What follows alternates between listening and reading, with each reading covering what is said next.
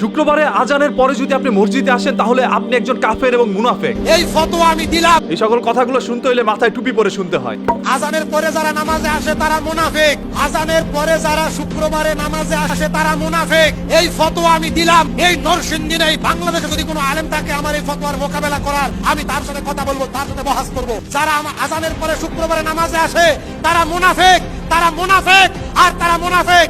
তারা যদি নামাজ ছেড়ে দেয় তারা কাফের, তারা কাফের, তারা কাফের। এই কথা আল্লাহ নবী বলেছেন মিশকাত শরীফের 61 নম্বর হাদিস। যেহেতু এই কথাটা একজন হুজুর বলেছে সেহেতু এই কথাটা সম্পূর্ণই সত্য। হুজুরের সাথেও আমি একমত। হুজুর যে রেফারটি দিয়েছে আয়াতের সেখানে এরকম কোনো কথা বলা নেই যে আপনি মসজিদের মধ্যে আজানের পরে আসলে আপনি কাফের হয়ে যাবেন, মুনাফিক হয়ে যাবেন। হুজুর হয়তো অন্য কোনো জায়গা থেকে এটা পেয়েছে তাই তিনি বলেছে। তাই হুজুরকে নিয়ে কে বাজে মন্তব্য করবেন না, কারণ এই হুজুর এই সকল কথা বলে ভাইরাল হতে চায় আমার মতো। এই ফতোয়া আমি দিলাম। হুজুর যে কথাটা বলেছে এটা কি আসলে সত্য, এরকম কোনো হাদিস কি আছে নাকি নাই সেটা আপনারা একটু কমেন্ট করে জানান। আমি জানি অনেক বড় বড় আলেম মাওলানা এবং অনেক মাদ্রাসার হুজুররা আমার এই ভিডিওটি দেখবেন।